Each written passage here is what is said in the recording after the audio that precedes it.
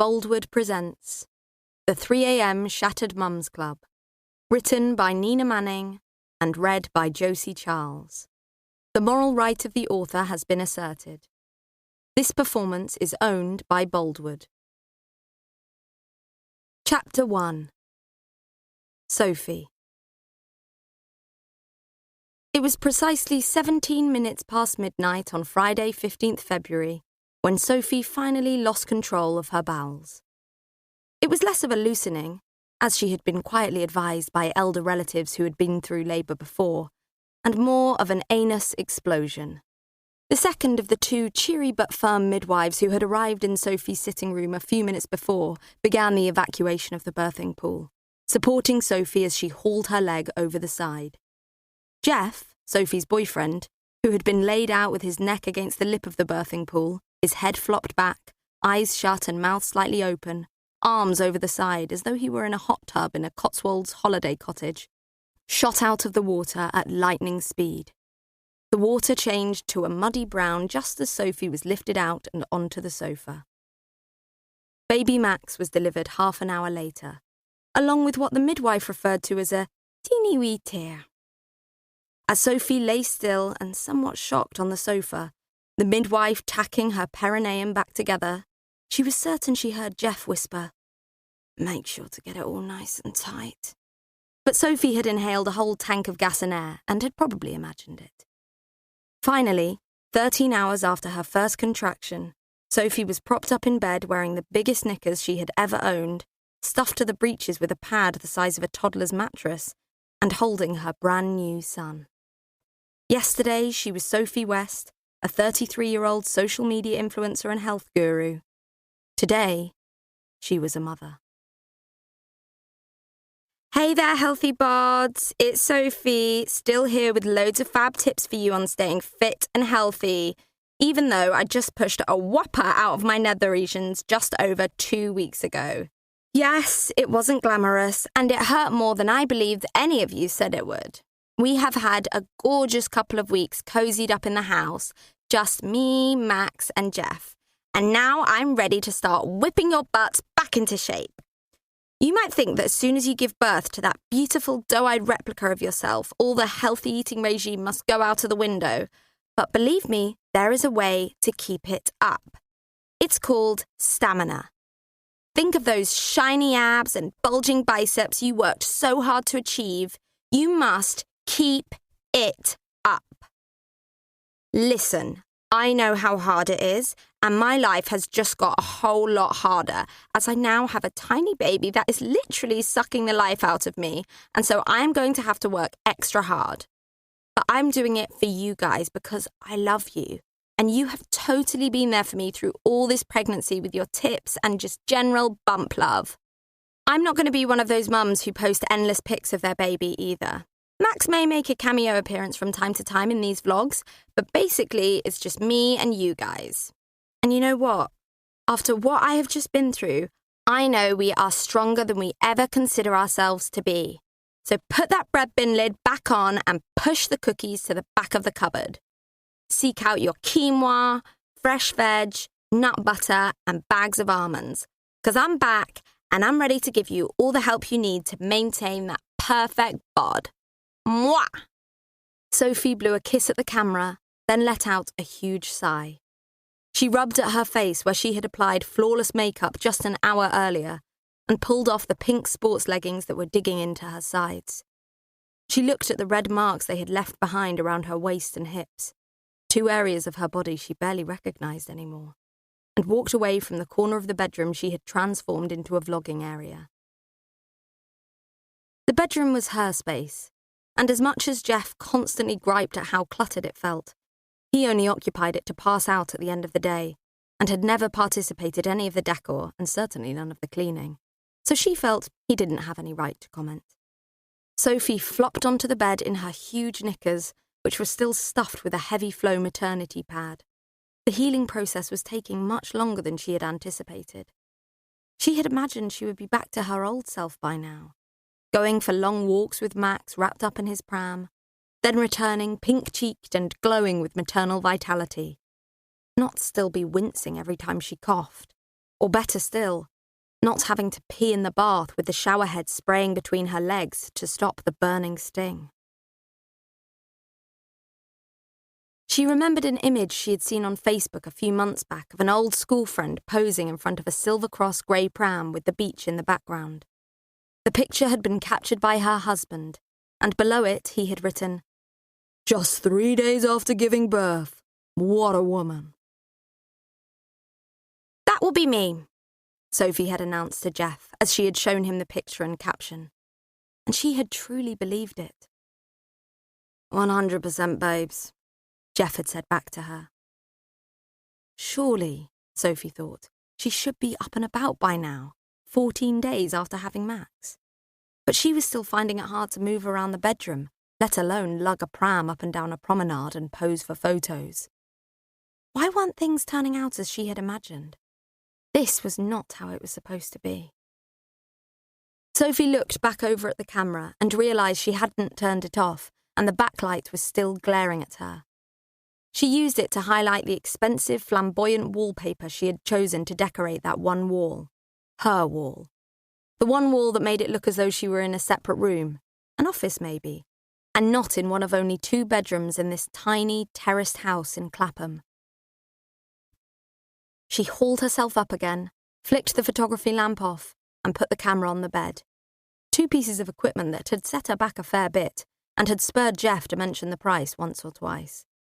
Funny how he never complained about the holiday to Barbados they went on last year that was gifted to them by a nutrition company in exchange for a week's worth of stories and posts as part of a promotion. That was when Max was conceived. Up until then, Sophie had been struggling. She had been off the pill since her 31st birthday, but to no avail. She was just on the verge of going to get herself checked out when the holiday happened, and boom, she was pregnant. "I knew the bloody swimmers weren't dud. Get in," were Jeff's congratulatory words when she had shown him the test that read 2 to 3 weeks pregnant. Sophie pulled off her vest, slipped into a cosy white cotton t-shirt, and crawled onto the bed. It was just after 7 p.m, and Max had been asleep for over an hour. Who knew when he would wake up again for a feed? She was exclusively breastfeeding. She hated using that term, but so many people had asked her if she would be bottle feeding soon. Well, she said people, but it was mainly Wendy, Jeff's mother, who wanted to have a go, and had begun extolling her grandmotherly powers of getting a baby to take a whole bottle in one go. Sophie knew that if there was one thing she would be doing, it was going to be breastfeeding Max until he could hold a spoon in his hand and feed himself. Sophie began editing the video in a sleep-blurred haze, expertly snipping out the ums and ers and pauses until it was flawless and the perfect length for her fans to engage with. She had only posted a couple of pictures of Max since he had been born, and already she had begun to feel the panic at what might happen to her account if she didn't keep up with content. She had made a huge effort to make herself look good for the video, even though she was practically shaking with tiredness. She would use the Insta stories because she knew all the other influencers were using them. But she was still so nervous on social media that she felt better when she had edited a video. That way, she had total control.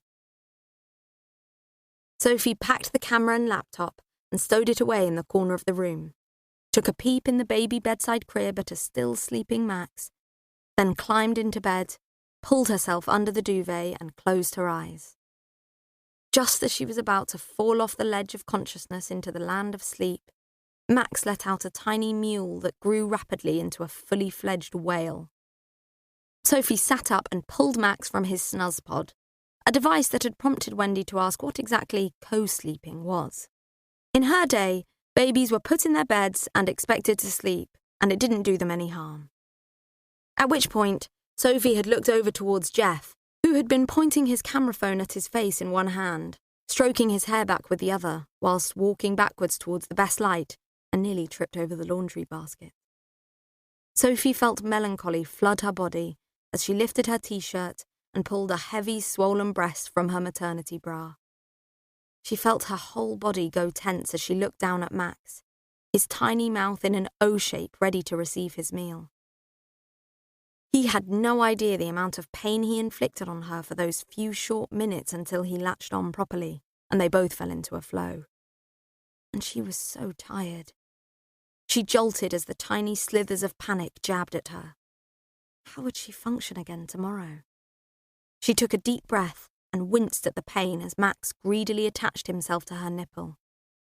She thought this right one had started to heal, but judging by the needle-like shots that pulsated through her body and made her toes curl, causing a small yelp to escape her lips, she realized it was not the case. How on earth was she supposed to get used to this level of abuse? And would it ever stop hurting? Eventually, Max latched on properly and the pain began to subside. Sophie felt her toes uncurling and her stomach muscles relax. This was the part she enjoyed, one of the little parts of the process of motherhood that she looked forward to. She wouldn't tell that to Jeff, though. For some unfathomable reason, Sophie felt she needed to make Jeff feel that breastfeeding was a massive inconvenience and that he had not helped out once with a feed. Jeff's response was of complete bewilderment. "What do you want me to do, babes? Grow a pair of knockers?" So, a couple of days after Max had been born, which had felt like a year, Sophie decided to give her brand new super turbo-powered breast pump a go. But nothing would bring the milk on like Max's latch, and so all Sophie had been left with was a sore breast and a dribble of milk. Jeff had given her a wide-eyed look, trying to offer up sympathy, but it came across more as, "I told you so." Once Sophie had hurled the turbo breast pump with all its wires and bits still attached towards Jeff's head, where it missed and hit the bedroom wall, she decided to focus on breastfeeding Max by herself. Everything else in her world felt so out of control, and this was the one thing she could take ownership of. No one else could do it, and Max needed her. A few hours later, Sophie woke to Max trying to latch on again. She pulled him closer and relaxed into the feed. Or at least she tried to relax through the tornado of sound that was abusing her ears. She turned her head and looked at Jeff, who was lying flat on his back, snoring. She hadn't heard him come to bed, but now Max had woken her. Maybe it was Jeff's snoring that had woken Max. She was sure she wouldn't be able to get back to sleep.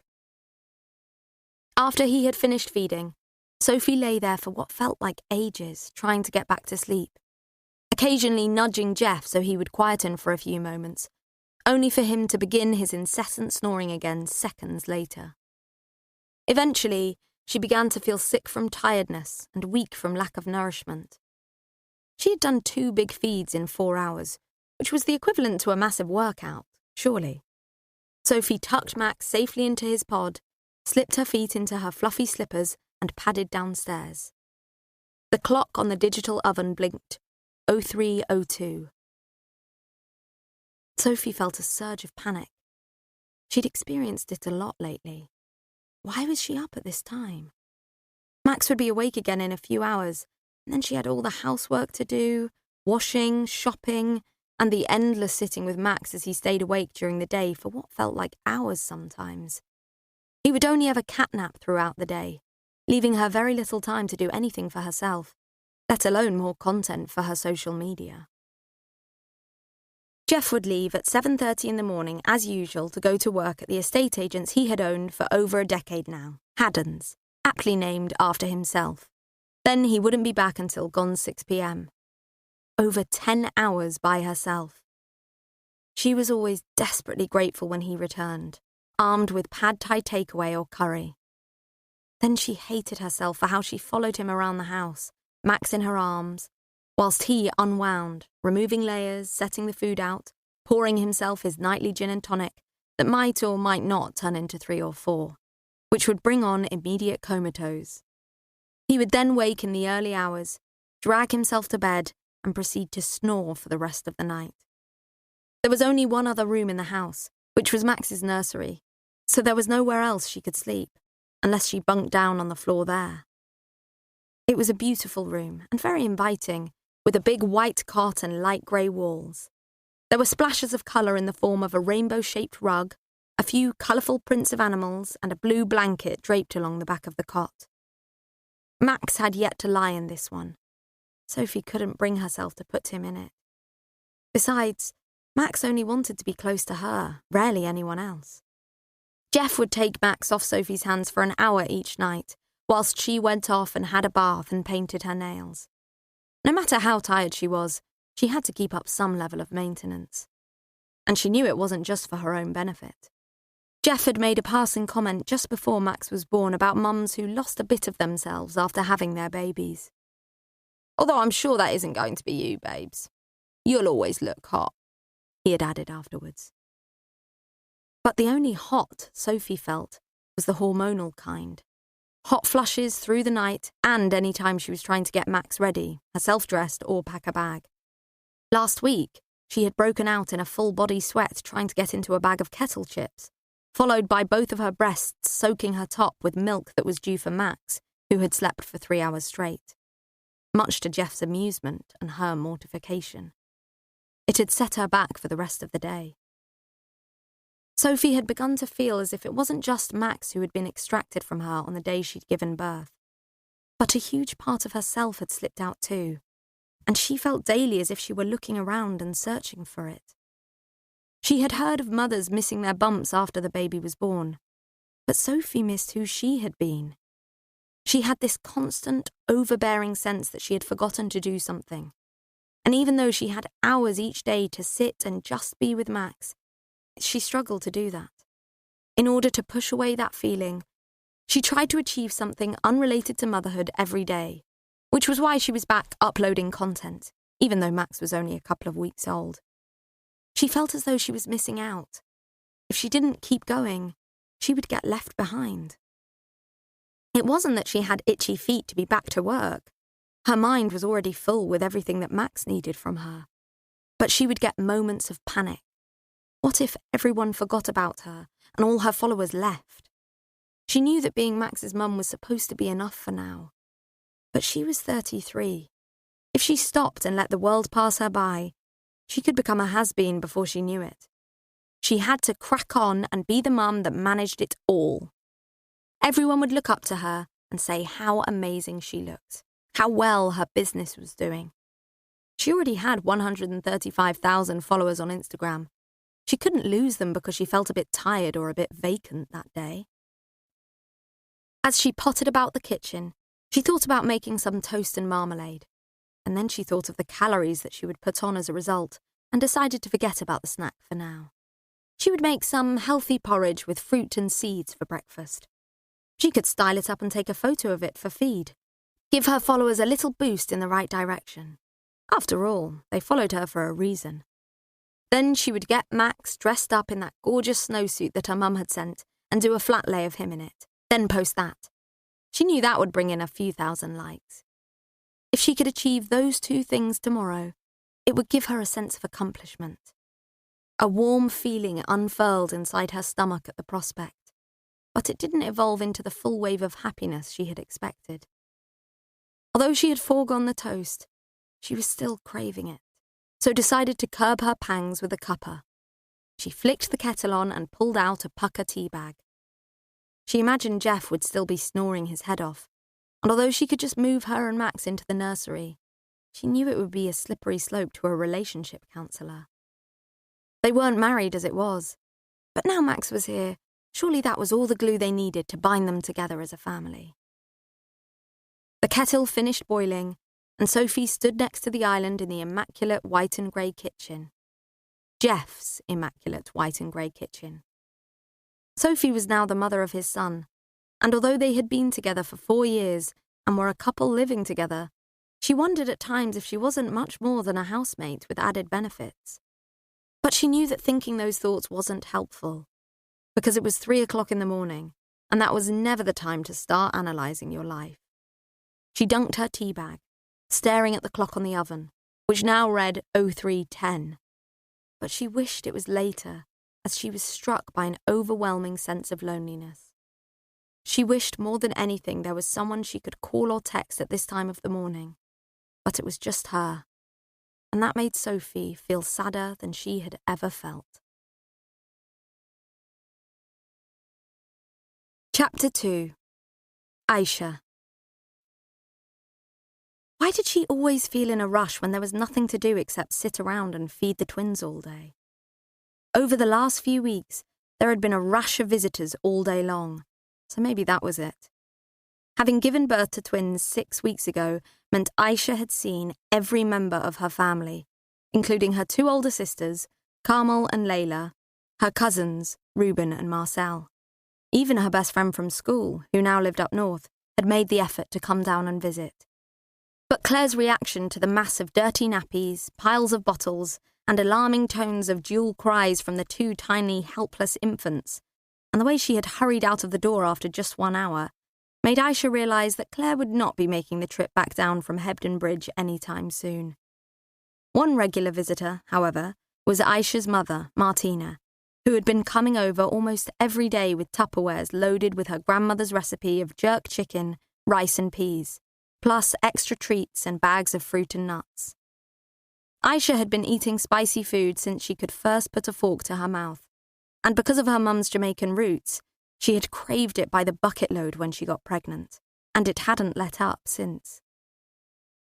Aisha heard the familiar 3-rap knock on the front door, and even though her mum had a key for emergencies, she never used it. Aisha was completely at ease with her own mother letting herself in, especially now she was trying to juggle twin babies. In fact, it was often quite an inconvenience to have to get up mid-feeds, or when she was trying to rest. But Aisha understood why her mum insisted on knocking. Although she was fully supportive of Aisha's choice to settle and live with a woman, and always included Charlie, Aisha wasn't sure she was as comfortable with it as she made out. She referred to Aisha and Charlie's life as the setup, which to Aisha made it sound temporary, like Charlie was a pop-up lesbian, only here for a short while, then she would be gone. But Charlie was the other mother to the twins, Otis and Jude. Of course, they had come from Aisha's egg, artificially inseminated, so there was nothing biological linking Charlie to the boys. Therefore, she could see her mother's anxieties about the lack of a conventional, genetic bond in the relationship. But then there was nothing simple about Aisha's whole life. And so Aisha wondered if that was why somewhat traditional Martina was still not entirely comfortable talking about Aisha's loving and long-term relationship, only referring to Charlie as her daughter's girlfriend every once in a while. The knocking was because Martina was terrified of walking in on something. What exactly that something was at this stage in the setup with twin babies, Aisha really couldn't fathom. Both boys were lying on their backs in the Moses baskets they kept in the sitting room. Their olive-toned skin and dark eyes captivated visiting midwives, who always asked about their heritage. With a pure Jamaican mother and a white British father, and now a white British girlfriend, Aisha knew she would have to be answering such questions for the foreseeable future. Martina's repeated 3-rap knock brought Aisha out of her daydream, as she had been lying on the sofa and had almost nodded off completely again. Martina never rang the doorbell, which was another consideration on Aisha's mother's part, this time for the babies, who, despite being more than used to the noise that went on in the house day and night, Martina believed would awaken at the loud trill. Charlie wrote jingles in the converted basement, so there was always music playing and plenty of people arriving day and night. Charlie's home-based work also meant that Aisha had an extra pair of hands, should she need to ask. Although she rarely did. Charlie had taken a couple of weeks off in the beginning, but now, 6 weeks in, it was just Aisha, and these regular visits from her mum. Aisha was trying to get used to doing things on her own, but in these recent weeks, she had never been more grateful that Martina lived just over a mile away. "So, girl, what's happening?" All 5'11" of Martina stepped into the hallway as her daughter opened the door. She wiped her feet, took her coat off, and hung it neatly on the coat stand. She patted the tight curls that she liked to wear short these days. A few beads of sweat were glistening around Martina's forehead, and for some reason, Aisha thought of a halo of an angel. Aisha realised she was staring at her mum when Martina asked again what was happening. Maybe a few months ago, Aisha would have had some bit of news or gossip that she could have shared with her mum, and they could have gnawed over it together for half an hour. But the fact that Aisha had barely even walked down the street in the last 6 weeks meant that she had nothing of value to bring to her mother's attention. Well, nothing that she felt she wanted to share with her right now. knowing it would only worry her. Martina had her bag by her feet. It was always packed with goodies for Aisha's house that Martina had picked up in the Jamaican store in town. Those shops were one of the reasons Aisha was glad her mum had remained in Brixton and not followed her to Clapham. Martina was part of a strong community back in Brixton, and Aisha would hate for her mother to be without it. Aisha looked longingly at the bag, which she knew Martina would unpack later in the kitchen, giving Aisha a full inventory as she did so. But for now, she would want to see the twins.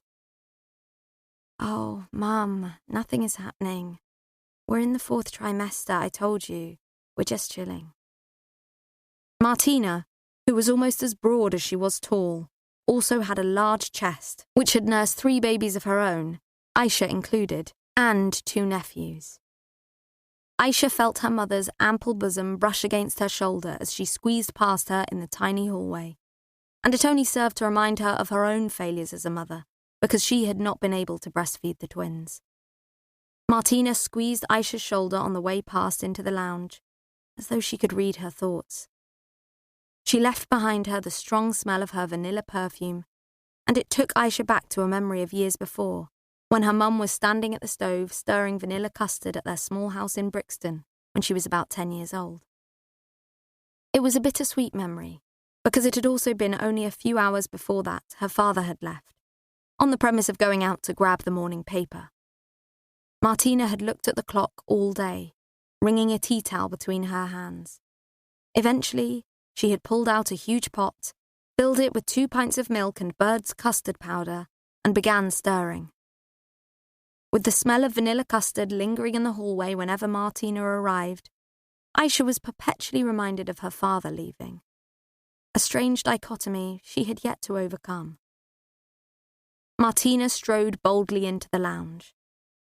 Aisha's house was such a contrast to the squashed, busy Brixton house that had smelled constantly of cinnamon, sugar and chips, the sort of smell you got at a fairground.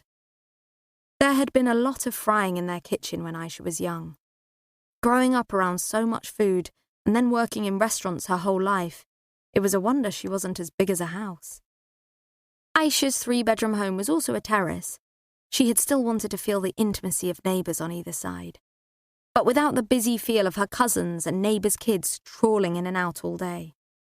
Aisha had done each room immaculately in faro and ball paint and quirky wallpaper, which had made Martina do a funny squinting thing with her eye. All the floorboards were salvaged wood and were covered with giant rugs, and original fireplaces adorned the 2 reception rooms. Aisha was proud of the work she had done, with the help of a friend from uni who ran his own decorating business. It had been the huge distraction she'd needed after she finished at the Greek restaurant where she'd been the manager before she took maternity leave. Whenever Aisha felt bereft and out of control, she cast her mind back to the process of decorating each room over the course of those weeks. Then she felt calm again. She tried not to dwell too much on how good she had felt having that project to pour all her energy into. It had been so satisfying because even though she had been heavily pregnant and unable to settle well at night, the days were filled with tasks that could get ticked off so she could see the final results. She wished she could feel the same sense of satisfaction when she was with her sons, but there was no final goal in sight, and by midday she always felt as though she were ready to just write the day off. Aisha had the blinds closed over slightly. It had been another lazy morning that may have turned into a lazy afternoon had Martina not shown up. "What you mean, doing nothing? When I was your age, I had 3 of you running around, plus your cousins, and what's this 4th what you keep calling it?" Martina said firmly, but in a hushed tone, in case the boys were sleeping. Which they weren't. They were ready for a feed. Aisha blew out a breath, picked up Otis out of his Moses basket. She could tell the difference between the 2 instantly, even when they were sleeping, because Otis's eyes sloped more at the edges, whereas Jude's were slightly rounder. 4th trimester, Mum. It means for the first few months of a baby's life, they still think they are in the womb, so we're trying to replicate that feeling of just being here with them. I see. Just a shame you couldn't give them your own milk. Aisha looked down solemnly. She had desperately wanted to try breastfeeding. There was no denying that. But the second the baby slid out of her, she panicked.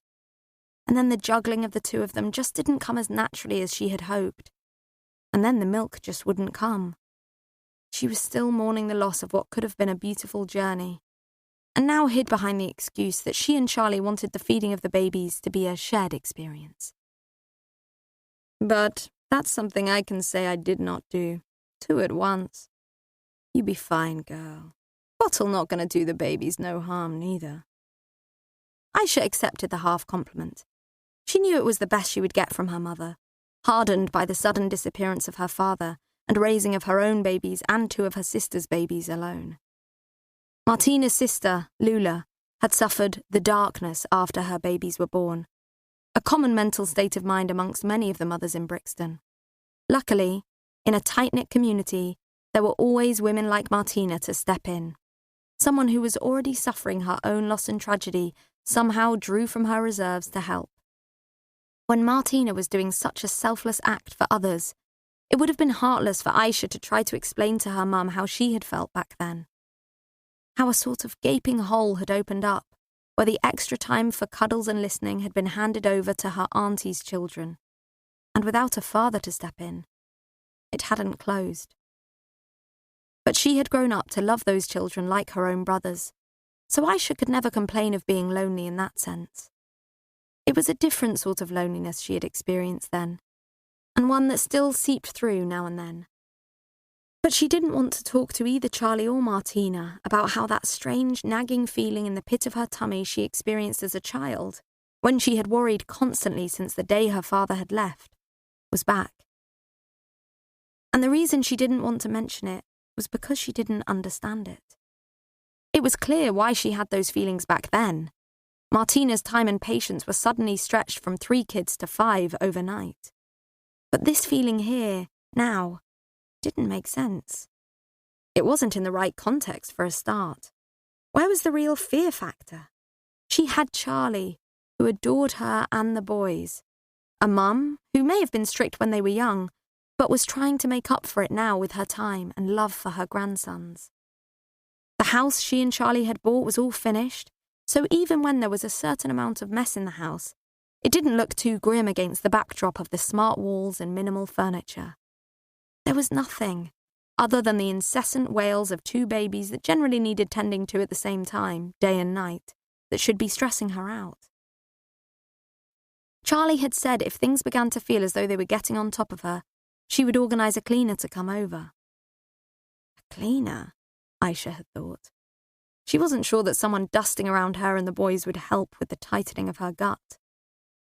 So why, with pretty much all the boxes ticked, did she sometimes feel as though she was about to topple off the edge of the world? Aisha pulled Otis onto her lap and picked up one of the bottles she had warmed and brought through earlier. Jude began his soft mewling, which intensified with every second. Martina began talking softly to Jude, and Aisha watched in wonder as he seemed to become hypnotised with Martina's voice, which had now morphed into a sweet lullaby. Jude's calming synced with the end of Otis's feed, and so the 2 women made the seamless transaction of the twins so Aisha could begin feeding Jude. She was slowly but surely getting used to managing everything by herself, with only a little bit of help from her mum. She would do this feed, maybe have a little tidy up and make her and her mum a coffee. Then it would be time to do it all again. Jude began sucking furiously on the bottle as Aisha stared off into the distance and heard her mother's voice. You getting enough sleep, girl? Aisha pulled herself away from the glare of the window and looked at her mum, who now appeared to have a streak of white across her face from the sun that was caught in Aisha's eyes. She let out a small sigh. I have 6-week-old twins, Mum. There's no such thing as enough sleep right now. Well, if you say so. But what with your modern setup and all, I figure you girls would have had something sorted. I can't imagine it's like it was when you were young, with your father sleeping all day on his days off. I suppose you get the help. Aisha felt Martina had done well to have accepted Charlie as her partner, even if she did insist on referring to it by her little phrase. but there was still something missing. Aisha didn't feel that Martina had fully embraced Charlie in the same way that her sister's boyfriends had been welcomed into the family. She hoped more than anything that now they were both mothers to Jude and Otis, that Martina might find it in herself to be a little more unguarded around Charlie. Charlie has a job, an important one with deadlines. She helps in the night sometimes, but she has to be up early and at work. She's with me and the boys all weekend. Aisha heard how pathetic she sounded. She had hoped that Charlie would be spending a bit more time with her during the week, but she retreated to her studio pretty quickly after the statutory parental leave was over, even though she was self-employed and could make up the rules as she went. Aisha could barely remember the conversation they'd had about when Aisha would be left with the twins for the majority of the time, since each day had become a blur, and being able to keep her eyes even half open during the day had become such an enormous effort in itself. Aisha also neglected to mention the part about Charlie moving into the spare room these last 2 evenings. Since the boys had become a little more vocal at night time, Charlie had said it was easier if she wasn't there, so she didn't disturb their night feeds. But Aisha wondered whether it was more that the disturbed nights were throwing Charlie's creativity out the window, and concentrating in the studio was a priority. The thought made her shudder, and she wondered if in all those months spent discussing Aisha getting pregnant, something somewhere had got lost in translation. This wasn't how she had anticipated spending her life, and not the image she had conjured up when she and Charlie began discussing starting a family over 2 years ago. Pacing the room alone in the small hours, trying to cradle 2 tiny babies to her chest, had been an entirely different picture in her mind less than 2 months ago. But Martina was here now, and both boys were fed and asleep in the Moses baskets. Both women looked at them for a few seconds. Aisha wished they would just stay this still and quiet for a few hours, but that was not going to be. She knew she had maybe half an hour before one of them woke. "Let's put that kettle on, and I'll show you all them goodies." Martina brought the enthusiasm for both of them, but as she followed her mother through into the kitchen, Aisha felt the strange sensation dragging behind her like a heavy iron anchor. Chapter 3. Mel. Her face burned. Her whole body shook. Mel couldn't believe what had just happened. She wanted to get home, but Skylar had begun screaming for her feed, and so the bench just in front of her would have to do. As she sat down, the rage bubbled up inside her. "Bess, get here!" she called to the lanky black Labrador. She was only 3 years old and still acted like a puppy at times. Except for today, when she had reminded Mel that she was a guard dog as well. Skylar had been strapped to her chest, and Bess had been walking ahead, sniffing out something on Wandsworth Common, when a small dog, Mel had no clue what kind, it just fell into the silly small dog category that she detested so much, had approached Bess, barking and yapping the way they do. Bess had snapped at it, and Mel had been ready to begin the usual jovialities about the dogs not taking a liking to one another and maybe theirs was having a bad day. She always liked to pin the blame, however subtly, on the small dog. But on this occasion, Mel was pipped to the post by the dog's owner, who began laying into her, telling her that her animal was a beast and that her little Minky, had been savagely attacked. Mel hadn't hesitated in correcting her that, in actual fact, it was her dog's aggressive behaviour that had riled up Bess and made her let out a warning growl. There had been a few profanities from Mel's end, and some stick-waving, also Mel's end, until finally the woman began to retreat, but not before Mel had reached the crescendo of obscenities and hurled the C-word at her. Its crudeness rang out loud and shrill in the woods, and even the trees, swaying in the wind, seemed to whistle their disappointment back at her. So there she sat, angry at first, but the anger was slowly making way for the disappointment that now replaced the heavy weight of Skylar on her chest. She pulled out a bottle from her backpack and popped it into Skylar's mouth. The silence was golden. Or it would have been if Mel couldn't hear the echoes of the blasphemy reverberating in the air around her. She was the world's worst mum.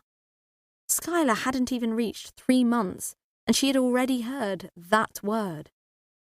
Mel had been so relaxed for the last 11 weeks, since Skylar arrived in between an episode of The Chase and the Martin Lewis Money Show, which Mel had really wanted to watch because it was the one with top tips on how to spend well in the new year. But now she could feel the stress and the anger creeping back in. And now that she had dropped the C-bomb, she knew she was slowly coming out of the shell she had been cocooning with Skylar in for the last 3 months.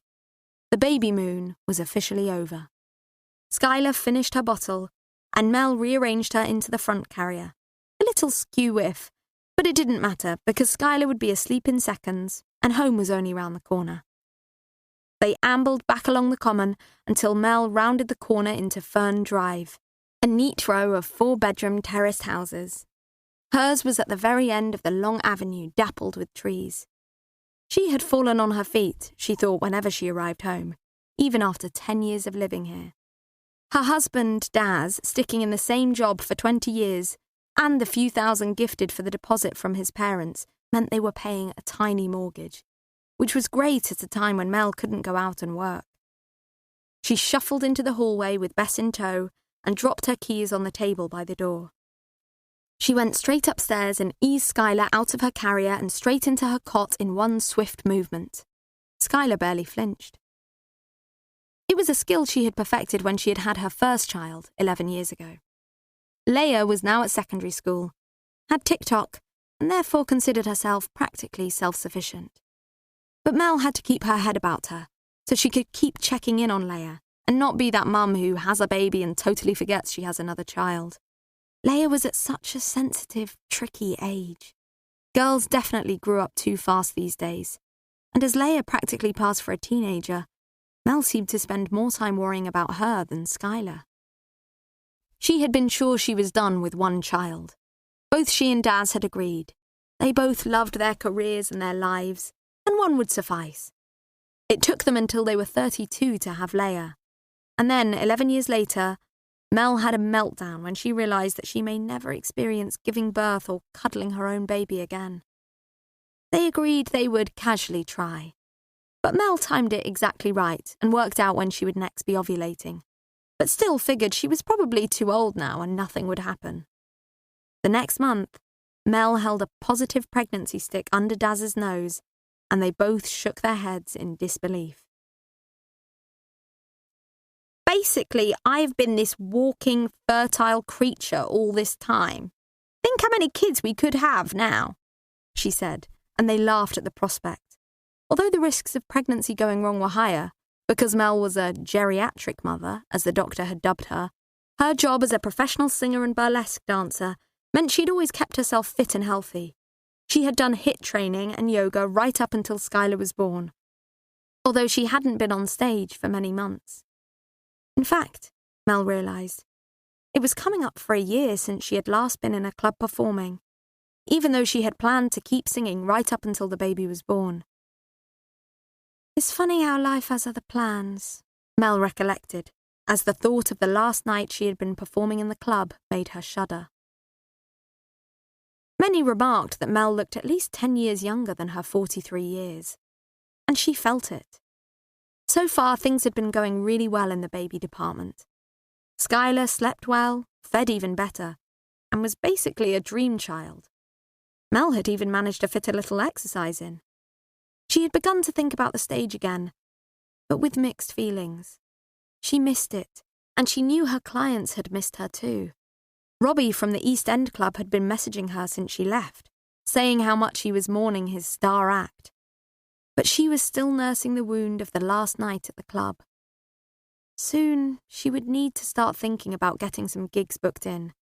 But the slight flutter of terror she felt when she thought about being on the stage again made her feel as though everything was spinning out of control.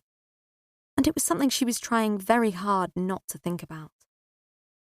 Just focus on the positives, Mel. It was a one-off. That was all. But a one-off that had knocked the confidence out of her. The house was quiet when Mel came downstairs. She pulled her massive hair, which Daz referred to as her mane, into a messy bun on top of her head. She made herself a cafetiere of coffee and flipped her laptop open. And there they were. Unopened emails from her local haunts inquiring when they could start booking her in for gigs again. There were emails from pub and club landlords looking to get her to perform her Adele tribute and also to perform burlesque dancing, her two most popular acts. Both brought her a tidy salary that almost rivaled Daz's accountant wage. She scrolled through a couple of the emails, took a deep breath, and bashed out a quick reply to them to say she might be ready by April onwards, and could they please consider penciling her in for now. She could always back out at the last minute, because there it was again, the panic. Was she really ready? She needed to just get over her worries and start seeing it as something to look forward to. Although Mel had been thoroughly enjoying her time with Skylar, she needed to get a little bit of herself back for her own sanity. And Skylar slept so well in the evenings, she knew Daz would have no problems whilst she was out at work. Mel was just about to close down her inbox when she spotted another email that she'd almost missed amongst all the work emails that had been stacking up. It was from Daz's mother, Irene. Mel's own mother had passed away when she was 21. It had almost destroyed her and made her turn to drink and drugs. But then she found her voice and began to appreciate dance round about the same time she met Daz. The combination of the three was what saved her. So Irene had become more than just Daz's mother to her, and Mel considered herself very lucky to have found a friend in Irene. She usually emailed at least once a day, even though she lived a 15-minute drive away. She never just turned up either. She always called, never texted, first, to make sure it was a convenient time for her to drop in. And she was always helpful, in a proper way. Not in a thinks she's trying to be helpful way, washing up and then putting everything back in the wrong cupboards, or saying, "I'll hold the baby for you whilst you cook tea," only for the baby to scream the entire time, causing you to burn said tea and then end up not eating anything because the baby then needs a 45-minute comfort to get over the trauma. Irene was a godsend, if Mel was being honest. And she quite often quipped to many that if she was forced to choose between saving Daz and Irene in a fire, she would choose Irene. She would neglect saying that there would be no hesitation whatsoever. Irene had sent through her usual daily meme, and then below it a short message and picture attachment. "Hi Mel, hope you and little Sky are doing well today. Here is an ad for a mum's group not far from you, and I wondered if it was something you might fancy. I know you always said you despised the damn things, but this looks like a small group, and she does hand massages and Tai Chi, which is definitely up your street. Anyway, the truth is, she's a daughter of an old friend, and I said I would try to support her. Maybe pop along once, show your face, and if it's too awful, you never have to go back again. Anyway, I was thinking of popping in on Saturday. Mike has a big golf tournament and I'm at a loose end. Let me know. Love, Irene. Kiss." Mel found herself smiling as she always did, reading Irene's notes. She was a kind woman. Proper salt of the earth, some people might say. She had done so much for Mel over the years. Even back in the day when Mel and Daz were courting, and Mel would cause quite a stir with some of her nighttime outfits, and then come falling through Irene's front door at all hours of the morning, still singing and clomping about in her heels whilst Daz tried to hush her. Irene didn't tell her off, but would come down, put the kettle on, get Mel settled with a cup of tea, and get her talking about her night, until she was so tired she almost passed out on the kitchen table. Then Irene would flip out the sofa bed, as no one was strong enough to carry Mel upstairs, because Mel was, and always had been, as Irene liked to refer to her as, a well-structured girl. And she and Daz would guide her into the lounge where she would sleep in until midday, with everyone else creeping around her. Mel felt she owed so much to Irene, and yet Irene would say that Mel had given her everything she had ever needed by staying faithful to Daz, making him a happy man, and bringing her and Mike grandchildren. Mel messaged back to say she would pop along with Skylar to the baby group, even though the thought of it might bring her out in hives. She could dance around in a skimpy outfit to complete strangers, or belt out an Adele number to a room full of corporates, but put her in a room with a bunch of other mums and expect her to talk about weaning, naps, and which bottle teat works best for acid reflux, and she wanted to run for the hills. But she knew she had to do this for her beloved mother-in-law. Although she was positive that epoxy hand massage and some badly choreographed Tai Chi were not going to convince her to become a regular customer. She was just fine as she was, with her perfect little baby. She didn't need anyone. Chapter 4. Sophie. Sophie wasn't sure how she found herself miles away from home, outside a small community hall on a dull March morning. Her friend Susie had messaged her earlier in the week and asked her to come and support her at this new baby group thing she was starting up. Hand massages and Tai Chi? Sophie wasn't sure it would catch on, but she was giving it a shot. Susie was charging £8, which Sophie thought was a bit steep for women who were essentially knackered and just wanted a bit of peace and quiet. There had been mention of nettle tea and slices of papaya, but Sophie was craving a cup of PG Tips and a bourbon biscuit. Although loath to admit to many these days, Sophie was from a working-class background, where a proper tea was chips, fish fingers, peas and beans, and dessert was a Battenberg cake or Angel Delight. As much as she had adapted well to her new middle-class life, she occasionally missed the simplicity she experienced when she was growing up. These days there was so much choice for everything, it made her head spin. She craved for the old days, when you could burn your skin in the sun without worrying you'd develop cancer, or not have to separate all your rubbish into 6 different compartments, complete with the fear of the neighbours banging on your door to give you a rollicking because they saw through their triple-glazed window that you hadn't washed that baked bean can out. Susie said she had made an organic banana loaf, and the nettle tea was homemade. Sophie really didn't know who she had become. She enjoyed the thought of these things, but she couldn't fight off the cravings for a Finder's crispy pancake and had to chastise herself, remind herself those days were gone. She was above and beyond cheap convenience food. Jeff provided her with a home, a steady income, a car. They drank champagne on a Tuesday night, for God's sake. They ate out 3 times a week, or at least they did before Max came along. Now it was takeaway. She was slowly building her Instagram account. Soon she would be able to support herself. Sometimes she thought about her drive for independence.